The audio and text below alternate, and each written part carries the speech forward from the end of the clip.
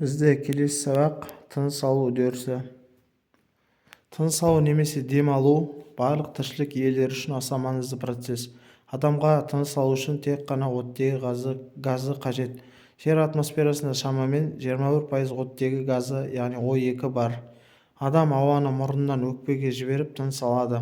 Тыныс алу кезінде оттегі қатысында ағзада химиялық реакция жүріп, қанттар көміршікл газы мен суға ыдырап, энергия көзі бөлінеді.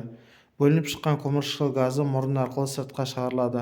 Біз тыныс алу арқылы денемізге энергия береміз деп айтсақ та болады. Мына жерде бізде көрсетілген тыныс алуға дейінгі және кейінгі ауа құрамдары.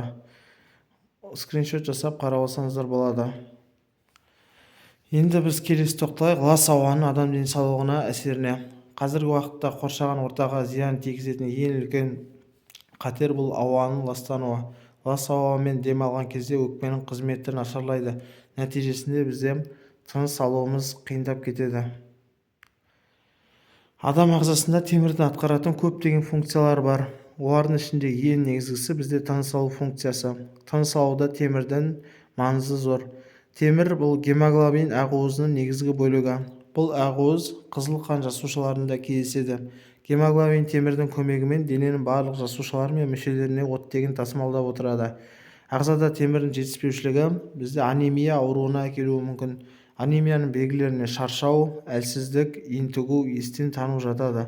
Сол үшін денедегі темір жетіспеушілігін алдын алу қажет. Енді сіздерге бекіту тапсырмалары. Осы сұрақтарға жауап беріп көріңіз.